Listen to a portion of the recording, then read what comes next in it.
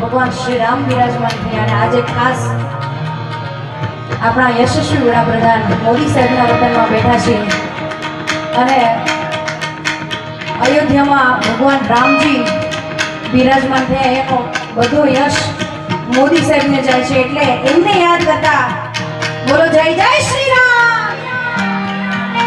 હજી એકવાર થોડુંક તમને ગૌરવ દઉં.